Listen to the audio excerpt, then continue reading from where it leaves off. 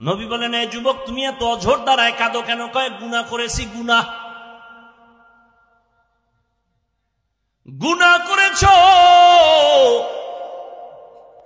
আমার মাওলা পাকের রহমত সম্পর্কে তোমার কি ধারণা নাই? বলে, ও পয়গম্বর, আমার মন বলে আল্লাহর রহমত থেকেও বড় গুনাহ করেছি। কয়, জমিন থেকেও বড়? কয়, হ্যাঁ। আসমান থেকেও বড়? কয়, আসমান থেকেও বড় গুনাহ করে ফেলেছি। এইভাবে বলতে বলতে বলতে বলতে এক পর্যায়ে যুবক বেহুশ হয়ে গেল। এবার নবী বলে, এত কইতেছো, গুনাহটা কি বল? আল্লাহর বান্দা যুবক কান্না করে বলে, পয়গম্বর, এত মারাত্মক অপরাধ আমি করেছি। মানুষ মরে যাওয়ার পর লাশগুলো যখন কবরের মধ্যে রাখিয়া সবাই চলে যায়, আমি একদিন পর যাইয়া ওই কবর খনন করিয়া লাশের কাফনটারে চুরি করে নিয়ে যাই। লাশের কাফন চুরি করে নিয়ে যাই, কিন্তু একটা ঘটনা আমাকে এত পরিমাণ কাঁদাইতেছে। এলাকার মধ্যে এমন একটা সুন্দরী রূপসী নারী যুবতী, তার ইন্তেকাল হয়ে গেল। কবরের মধ্যে সবাই দাফন করলো, কাফন দাফন করে বিদায় হওয়ার পর আমি গিয়া যখন পরের দিন মাটি খনন করিয়া কবরের মধ্যে সুন্দরী রূপসী ওই কন্যা নারীটার কাফন নিয়ে আমি যখন টান দিয়া চলে যাইতেছিলাম, পেছন দিক থেকে আওয়াজ। এক পর্যায়ে আমি আবার ওই লাশের সাথে জিনায় লিপ্ত হয়েছিলাম। এরপরে যখন কাফন নিয়ে রওনা দিলাম, হঠাৎ করে ওই যুবতী দাঁড়ায় গেল, আওয়াজ দিয়ে বলে, রে বেঈমান, আমি একটা যুবতী নারী, কাফনটা সরাইয়া তুই এমন উলঙ্গ কেন করেছো? আমার ডানে বামে লাশের অভাব নাই, এমন অপরাধ কেন করলি? দ্বিতীয়ত, তুই আমার সতীত্বের উপর আক্রমণ কেন করলি মরা লাশের সাথে? ও নবী, আমি নিজেকে কন্ট্রোল করতে পারি নাই, বেহুশ হয়ে গেলাম। নবীজি বলেন, এই আল্লাহর দুশমন, তুমি আমার চোখের নজর থেকে দূরে সরে যাও। আমার আল্লাহ যদি তোমার ক্ষমার কোনো ঘোষণা দেয় তো আমি তোমাকে বলবো, না হয় আমার কাছে কোনো ক্ষমার আওয়াজ নেই। আল্লাহর বান্দা যুবক চিৎকার মেরে জঙ্গলে চলে গেল। নির্জন একটা জায়গায় বসে কান্না বন্ধ নাই, কান্না করে, ও আসমানের মালিক, ও জমিনের মালিক, তোমার নাম রহমান, তোমার নাম রহিম, তোমার নাম গফফার। ও আল্লাহ, আমার কি নাজাতের কোনো দরজা নাই? অপরাধ করে ফেলেছি, শয়তানের ধোকায় পড়ে রে আল্লাহ। চোখের অপরাধ, হাতের অপরাধ, জিহ্বার অপরাধ, কানের অপরাধ। ও আল্লাহ, যদি তোমার অন্তরে একটু কুদরতের দয়া লাগে, আমারে তুমি মাফ করিয়া আমার নবীকে তুমি জানায় দেও যেন তুমি আমারে মাফ করেছো। যুবক কান্না বন্ধ করে নাই। আল্লাহ পাক রব্বুল আলামিন বলেন, ও মুমিন, ফালিয়াযহাকু কালিলান ওয়ালিয়াবকু কাসীরা, বেশি বেশি কান্না করো, কম কম হাসিও রে মুমিন। হাসলে কলব মরিয়া যায়, কলবের মধ্যে আর আল্লাহর মোহাব্বত থাকে না। বেশি কান্না করো। নবীজি স্পষ্ট হাদিসে বলেন, জাহান্নামের আযাবের ভয়ে যদি কান্না করো, এক ফোঁটা চোখের পানির বরকতে জাহান্নামের আগুন হারাম করে দিবে। ও নবীর আশিক উম্মতের দল, আল্লাহর কাছে চোখের পানির বড় দাম। কারণ এই চোখের পানি দিয়া বাচ্চা অন্যায় করে মা বাবার সামনে দাঁড়াইলে দয়া না করিয়া পারে না। এই চোখের পানি সারিয়া ওস্তাদের সামনে ছাত্র অন্যায় স্বীকার করলে দয়া না করে পারে না। ওই মা বাবা, ওই ওস্তাদ থেকে আমার আল্লাহর কুদরতে 99 গুণ মায়া মোহব্বত বেশি। বান্দা যখন আল্লাহ বলিয়া জিহ্বা নাড়ায় ডাক দেয়, গুনার কথা স্মরণ করে তওবা করে, আল্লাহ বলেন আমার কুদরতে জোশ এসে যায়। আমি বান্দার জীবনের গুণ এক ফোঁটা চোখের পানির বরকতে এমন ভাবে মাফ করে দেই, বান্দা একদিন, 2 দিন, 1 বছর, 2 বছর, 80 বছর পর্যন্ত গুনাহ করিয়া পাহাড় বানাইছি, আমি আল্লাহ এক ফোঁটা চোখের পানির বরকতে পুরা জীবনের গুণে একটা সেকেন্ডে মাফ করিয়া তারে পবিত্র বানাইয়া দেই। আমি আল্লাহ তার নামটা জান্নাতীদের খাতায় উঠাইয়া দেই।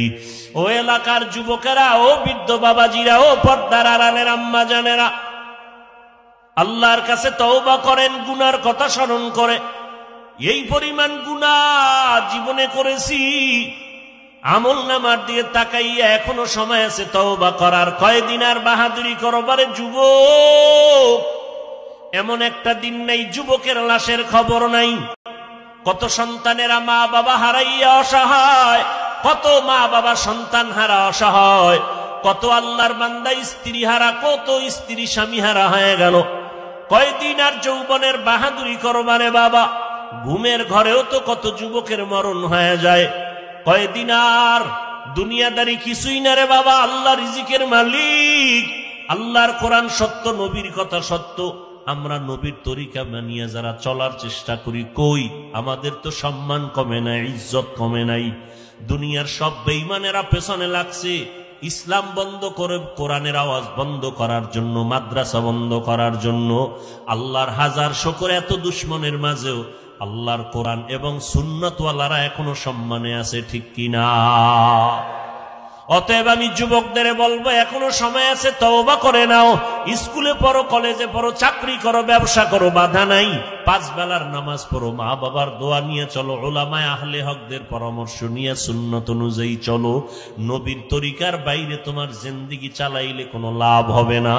তোমার মতো আমার মতো কত যুবক ডাক্তার, ইঞ্জিনিয়ার, প্রফেসর 5 বেলার নামাজ পড়ে, অভাব নাই। তুমি কেন পারবা না রে বাবা? আমার গোলাম হতে বলি না, কোন পীরের গোলাম হতে বলি না, তাবলীগের গোলামি করতে বলি না, কোন রাজনৈতিক দলের গোলামি করতে বলি না। একমাত্র বলি আল্লাহর গোলাম হও, নবীর আদর্শের মালা গলায় লাগাও। চাকরি করো, ব্যবসা করো, কোনো বাধা নাই, মা বাবার দোয়া নিয়ে সামনে আগাও। ওই যুবক এমন কাদাই যে কাঁদলো, তুমিও যদি চোখের পানি ছেড়ে এখনো বলতে পারো, দয়ার মালিক, এই ময়দানের মধ্যে তুমি দিলের হালাত জানতেছো। আমার মতো গুনাহগার এই ময়দানে হয়তো কেউ নাই রে আল্লাহ। এই গুনাহ নিয়ে কবরে যেতে চাই না। ওই এত পরিমাণ অপরাধ করেছি, অপরাধের খবর আমার মা বাবা আপনজনেরা জানলে কেউ সম্মানের চোখে তাকাইতো না। আজকে তওবা করতেছি, আর নামাজ ছাড়বো না, দাড়ি কাটবো না, বেপরদায় চলবো না, নবীর তরিকা নিয়ে চলবো। সমস্ত নবীরা যেই দিনের দাওয়াত দিছেন ওই দাওয়াত অনুযায়ী চলবো। নবীর সুন্নতের বিপরীত চলবো না। ওলামায়ে কেরামদের সাথে বেয়াদবিমূলক আচরণ করবো না। মা বাবার সাথে বেয়াদবিমূলক আচরণ করবো না। আজকে থেকেই তওবার নিয়ত যদি করতে পারো, আল্লাহ তাআলা দরজা খুলিয়া দিবেন। ওই যুবকের কান্নার পরে আল্লাহ জিবরাইল আমিনকে পাঠাইয়া নবীর সামনে গিয়া বলে, ও পয়গম্বর, ওই বান্দাকে আমার আল্লাহ ক্ষমার ঘোষণা দিয়ে দিয়েছেন।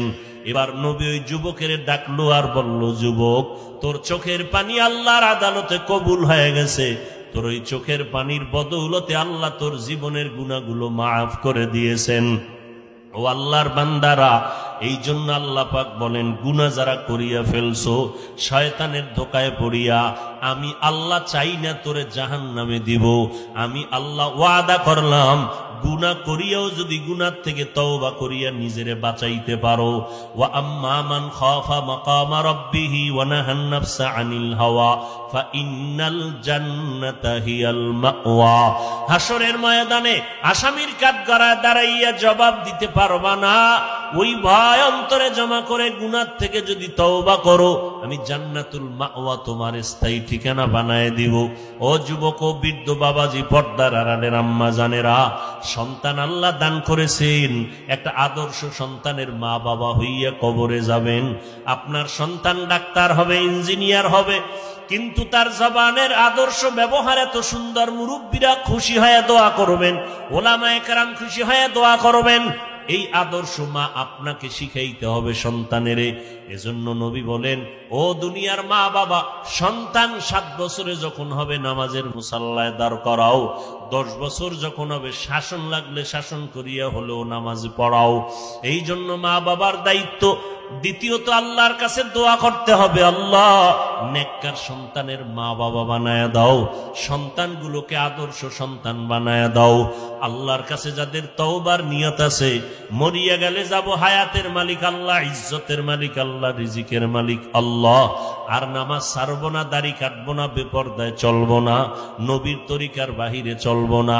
আজকে যার পিছনে ঘুরিয়া ঘুরিয়া নবীর সুন্নতগুলো বাদ দিতেছি, নামাজ বাদ